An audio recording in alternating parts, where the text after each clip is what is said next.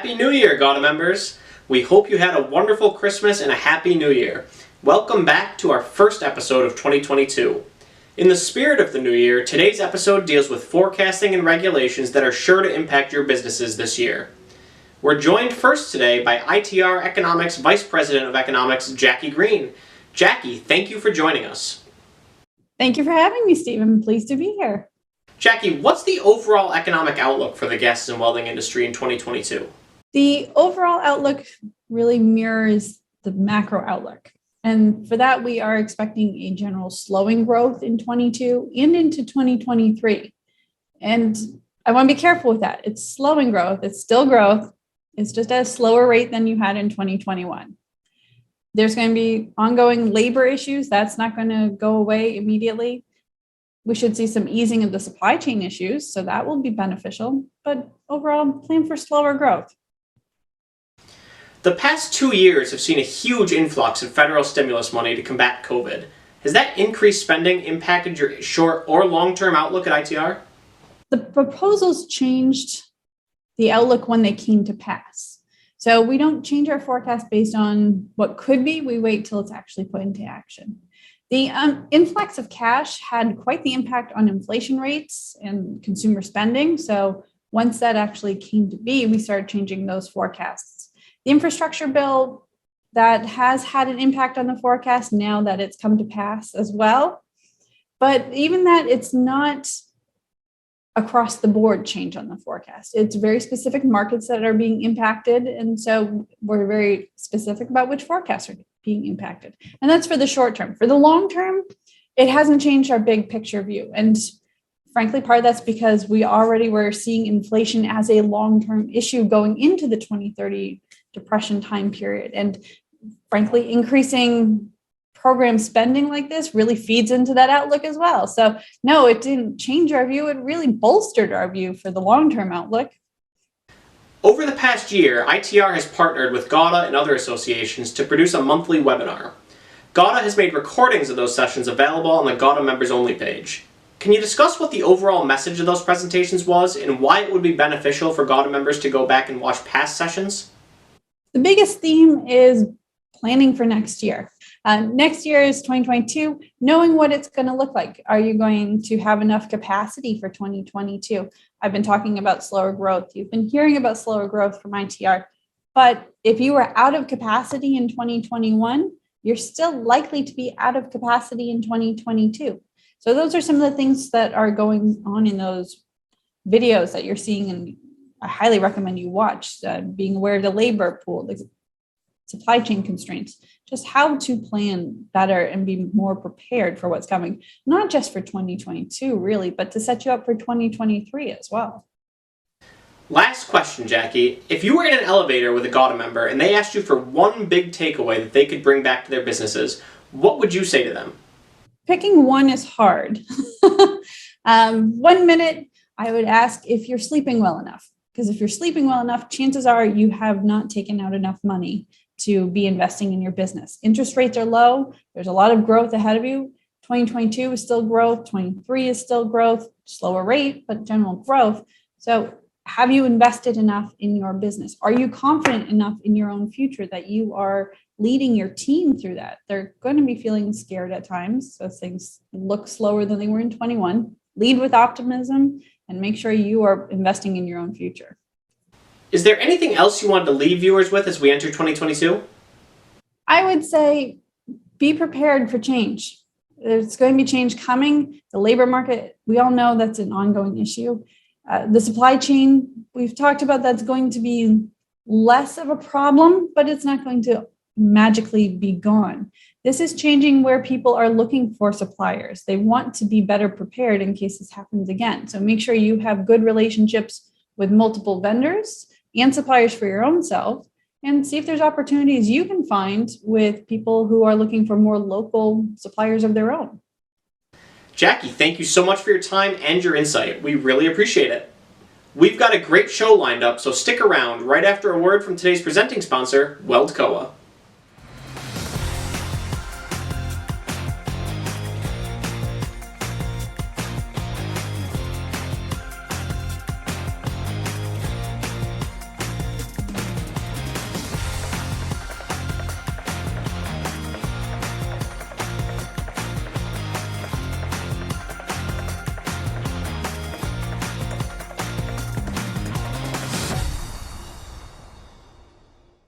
Next up today, we're lucky enough to be joined again by GAWDA consultant Rick Schweitzer. Rick, it's always a pleasure. Thank you for being with us. Rick, one of the biggest hot button issues over the past several months is the topic of vaccine mandates. Can you give viewers the cliff notes on what those discussions have centered around?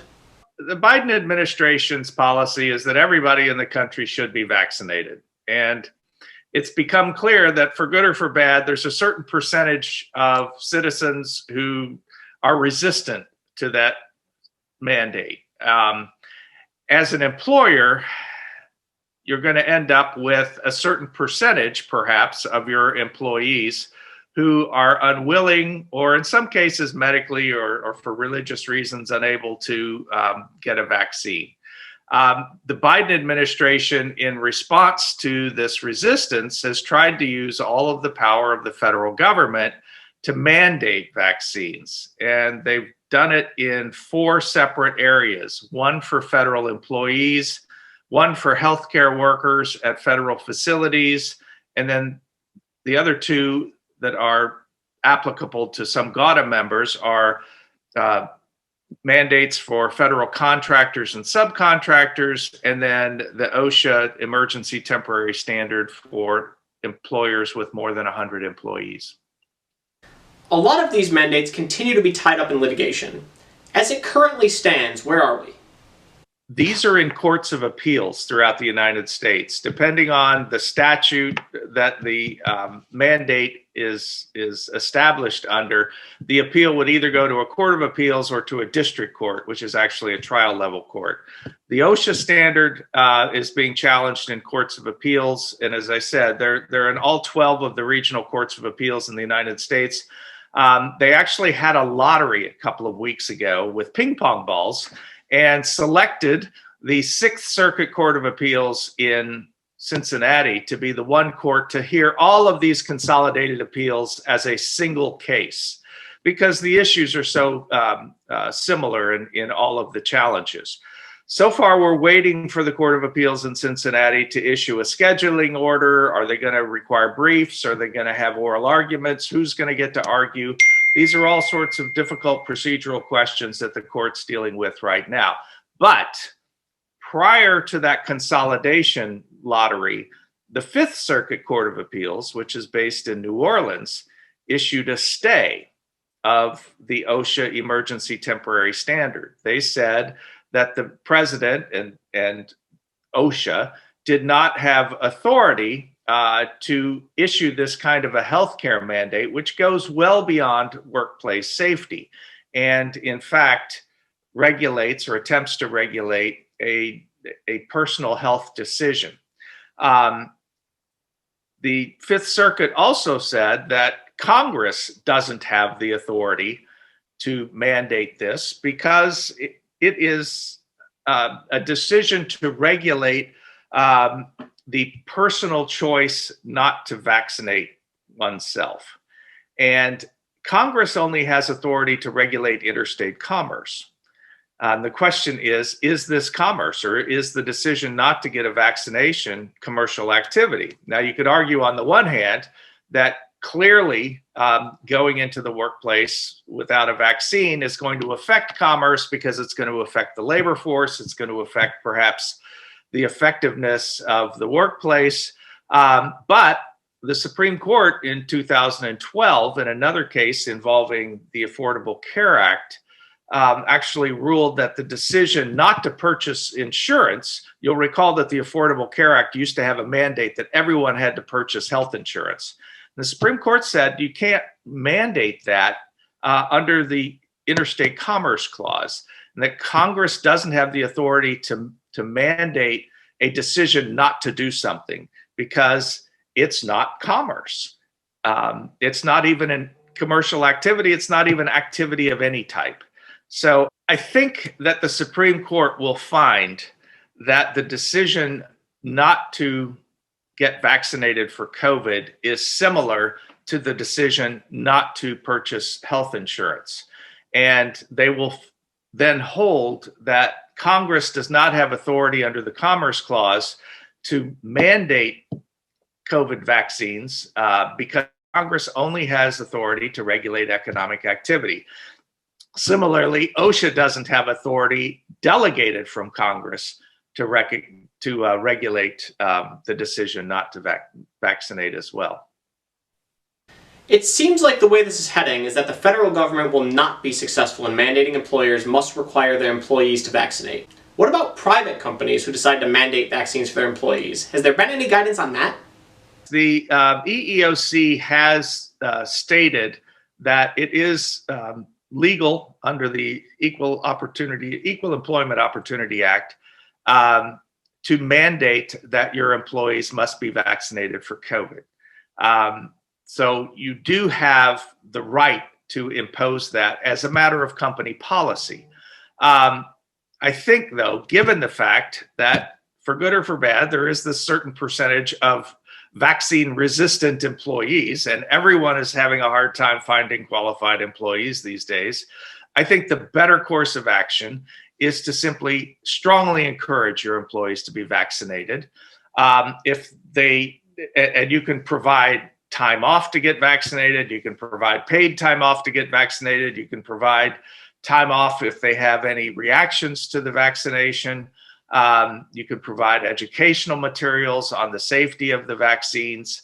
And if an employee still doesn't want to get vaccinated, then perhaps you can provide some accommodations in terms of letting that employee work either remotely or in an isolated space, or with face masks and social distancing as best you can, or plexiglass, or whatever you can do to protect your other workers. Is there anything else on this topic that you want to leave viewers with today? First of all, there's also the federal contractor mandate litigation. A court in Kentucky issued a preliminary injunction against the application of the federal contractor mandate, but it only applies to contracts in the states of Kentucky, Ohio, and Tennessee, because those are the three states that challenged the contractor mandate in this particular court. Now, there's something like 10 other specific cases that are challenging the federal contractor mandate in courts all around the United States. And none of them have issued a decision yet on requests for injunctive relief. So this Kentucky case is the first one, but it's clearly not going to be the last. And I think the reasoning by the judge in that case is sound. It's very similar to the OSHA case in that the judge found that the president under the Federal Procurement Act simply didn't have authority to impose such a broad public health policy mandate. That the judge said absolutely nothing about whether or not vaccines work or whether or not vaccination is a good idea. He simply said the president did not have this authority. And that's the way these cases are going. This is not about whether vaccines are good or bad. The question is whether or not the federal government can mandate them. Now, it's clear that the states individually can mandate vaccines. And in fact, the states have long been held by the courts to have what's known as police power, which is sort of a general health and welfare regulatory power. The federal government, however, doesn't have that kind of same power. There's even a 1905 case from the U.S. Supreme Court that said that the state of Massachusetts was legally able to mandate a smallpox vaccine back then because there was a smallpox outbreak. But the question is whether or not the federal government has that same authority. And I think the answer is no. And I think for both the federal contractor mandate and the OSHA mandate for large employers, ultimately the courts are going to rule that the federal government does not have this authority. However, to get to your question about what else is there, I would say you can't rely on the courts at this point. If I were a federal contractor, obviously you have to deal with your contracting entity. And if they're insisting on a vaccine policy, and you're not in Kentucky, Ohio, and Tennessee as of today, then I think you have to comply with their mandate as best you can. Similarly, if you're a large employer, December 5th is when you're supposed to have a written policy in place. And January 4th is when you're supposed to have all your employees either vaccinated or submit to weekly testing. OSHA, because of this nationwide stay from the Fifth Circuit, OSHA has said it's not implementing this large employer mandate at this time. So they're basically waiting for the courts. I would be sort of prepared if ultimately the courts rule in favor of OSHA, even though I don't think that's where this is headed. But I think that even if the courts finally, ultimately decide that the government has this authority, you're still going to have some additional time to put your policies in place. I don't think that the court's going to come down on day one and on day two, OSHA's going to say, all right, you have to comply as of today. So I would simply follow this as best you can. It's changing on virtually a daily basis. And there are all of these court cases, and sometimes we have conflicting decisions. Ultimately, I think these issues are going to end up in the Supreme Court. It's probably going to take several months to get there and to get the cases briefed and argued and to get a decision out. So in the meantime, I would sit tight. And unless you're doing this under your company policy or you have a federal contract that mandates vaccination for your employees, then I would just take a wait and see approach. Rick, thank you again for your input on this important topic. We really appreciate it. Steve, as always, if GAWDA members have any questions about their particular situation or their particular state, please feel free to call me or shoot me an email. I keep track of this stuff on a daily basis, and I've been advising a number of GAWDA members about how this affects them individually. So I'd be happy to talk to the rest of you as well.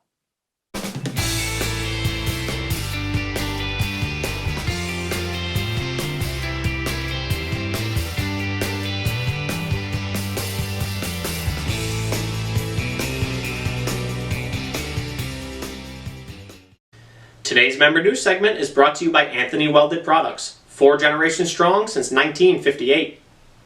American Welding and Gas Incorporated announced the acquisition of Sexton Welding Supply Company. Mississippi Welder Supply Company announced the winners of its 2021 Spark Young Minds Grant. This year's winners were all Wisconsin high schools. The winners were Cameron High School, Greenwood High School, and Spring Valley High School. Prism Visual Software announced Craig Morty as its new CEO. Dover Corporation announced the acquisition of Acme Cryogenics and Rego. The acquisitions are both geared towards bolstering Dover's clean energy portfolio. Welders Supply Company of Louisville unveiled its new logo. Kaplan Industries appointed Dave O'Connell as its Western Regional Sales Manager. Datacore strengthened its industrial gas offerings with its acquisition of Infonetics. Protective Industrial Products Inc. announced the acquisition of Bisley Workwear. Trackabout released its new brand identity with a modern logo and website. Tomco announced the formation of Phase 2, a division of Tomco Systems focused on producing cryogenic storage and shipping equipment to service the life science industry. Rick Hill officially retired as President and CEO of Catalina Cylinders. David Silva succeeds Rick as President and CEO. We wish Rick well in retirement. Nexair announced the acquisition of Logan Hagen Welding Supply. To read more about any of these member news items, or to submit member news of your own, read the full January 1st GAWDA Connection in your email inbox today, or by clicking the link in the description below. Cavagna Group's new 6000 series high-pressure regulators for cutting and welding applications offer the highest performance and longest service life in the industry. Cavagna Group, wherever gas is used, we are there. Finally, we're lucky enough to be joined today by GAWDA's Women of Gas and Welding Committee co-chair, Sue Reiter. Sue, thank you for being with us today. I appreciate you asking me to be here. Sue, the Women of Gas and Welding Committee just became a formal GAWDA committee recently. Can you discuss that process of becoming a formal committee and what the mission of the Women of Gas and Welding Committee is? Well, I've been involved in this industry for a long time, probably working with our distributors within our products since 2006, probably. So I started going to GAWDA conventions way back. And I remember, the first one I went to, and I think a couple other women on the committee can admit to, there were probably at that time 1,200 people. And of those 1,200, there were probably about 5 women, which was okay. So over the years, getting to know some of the distributors and the owners and stuff, you start seeing the second, third generation. And some of them were asking me to, hey, they've got some women working for the company or their daughter. They're asking me and others if we could, work with them, maybe mentor them a little bit. So that's kind of how the idea started, because I started working with them. So I think it was at 2011. We had our first kickoff. It was in the GAWDA National. And it was sponsored by a supplier, and we had a cocktail party and had a huge turnout. And so it just kind of went from there. We established a formal leadership team in 2012. We actually went to Chicago, the leadership team on the WDW committee, and we formed our mission statement. We actually had somebody from Air Products help build that, and we met for a day or two there to come up with the mission statement. So, and we can get into what that mission statement is. Basically, it was just to, help promote success of women within the gases and welding industry, and to support them, network. And it's funny because a lot of the men would say, well, we don't have a guy network. And it was like, this is already a guy network. And it was just more to help informally to do that. And then that's how we got into other things in the scholarships and all that. So that's when I say it's come a long way, baby, it's come a long way. So again, starting in 2011 to where we are in 2021 now. So again, a lot of meetings, a lot of conference calls, a lot of discussions with GAWDA, the board, and now we are an actual committee within GAWDA. So you just touched on it. This is still a very male-dominated industry. Are there any misconceptions about this industry that the committee seeks to clear up? Oh my God. Like I said, I've been in this industry 30 plus years with air products and chemicals, and we're no different. It's very male-dominated because you think about the welding and gases industry.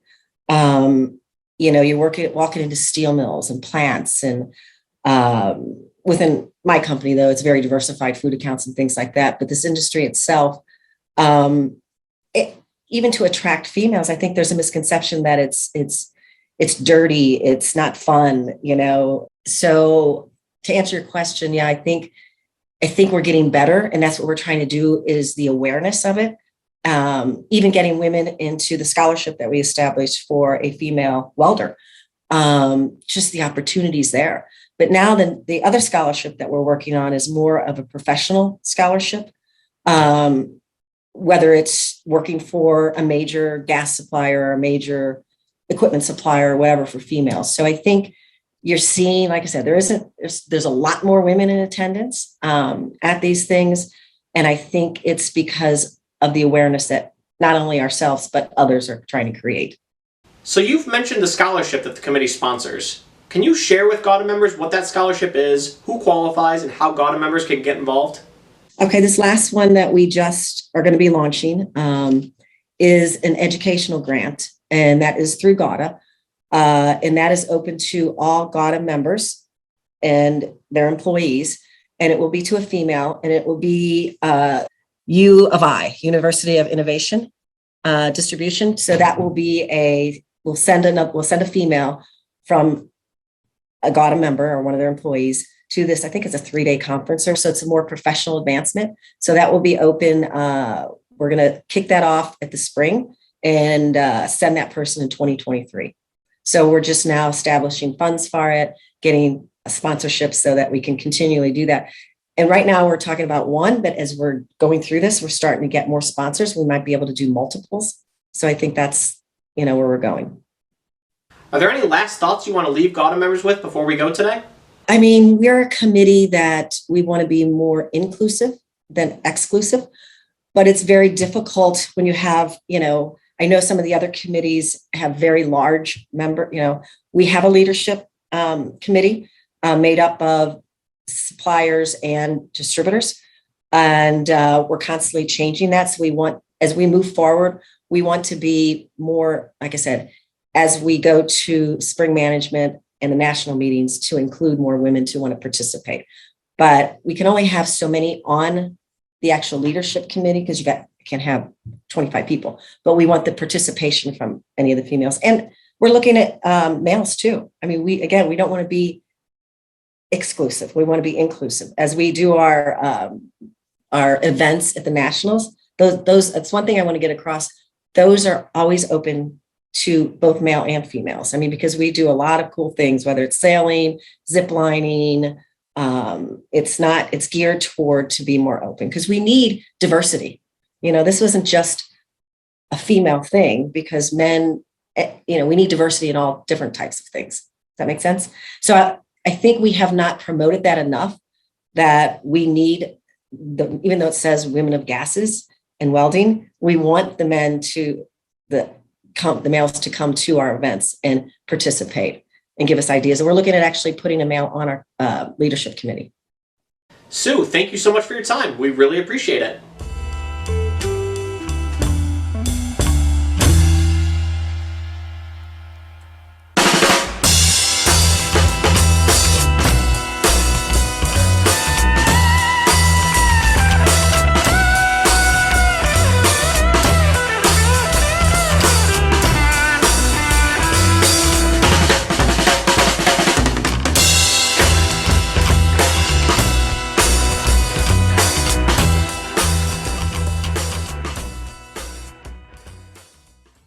Thank you so much to all of the GAWDA members who tuned in today. We're extremely excited about the year ahead for GAWDA members, and we want to continue to bring GAWDA members the most relevant information.